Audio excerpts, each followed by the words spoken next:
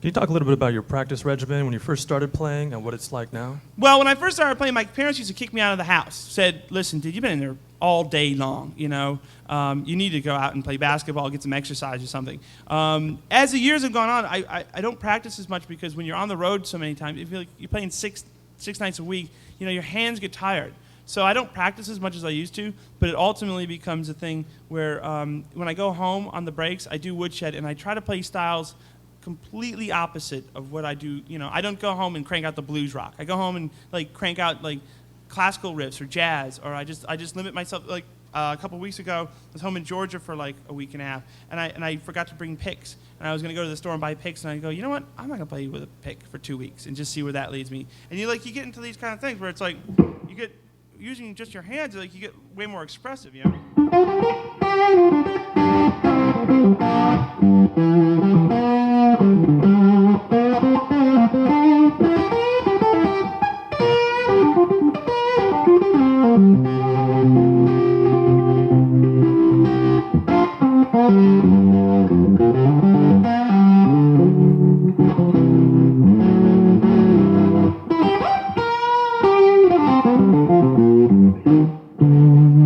And that's, you know, and I just found I was playing slower riffs, but like with more soul, more staccato. And I think that was something I discovered and hadn't played like that in years. So that's kind of like my my rehearsal regimen is just kind of go outside the box, force yourself to play banjo for a week, or don't play at all. Sometimes the best way to get out of a rut is just don't play at all. Don't sit there and beat a dead horse. You're gonna get frustrated. Just stop playing for a week, come back to it, you know. Take your girl on a date, something, you know. I'm a guitar player, and I used to play a lot of jazz. And I used to play with my pinky. Yeah. Now I'm thinking, is that like a bad thing that I've stopped playing with my pinky? You ever see footage of Django Reinhardt? His hands were fused like this. Yeah.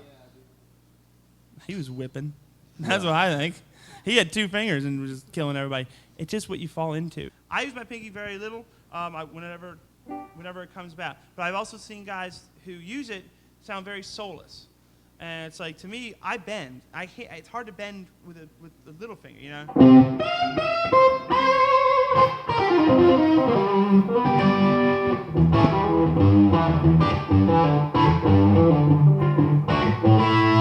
trying to see how much I actually use it. I use it for chords a lot, and I use it for like...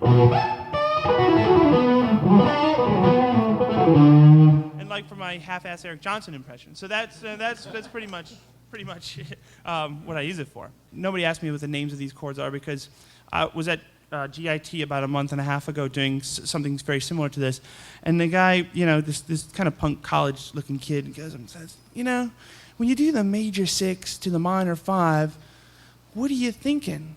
And I looked at him in the eye and I go, it adds up to 11. That's all I'm thinking.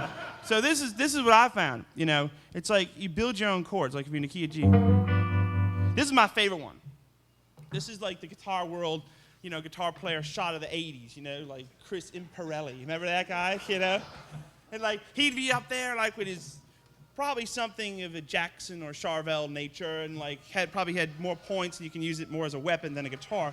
And like, and I always go, say, check out this chord, like, and I like get, you know, I do these clinics and I get really heady about it too. And it's like, you know, I built this chord from scratch, and it's like, you know, really melodic. You can move it around. It's like has so many uses. And somebody shouted, goes, "What chord is it, Joe?" And I go, E.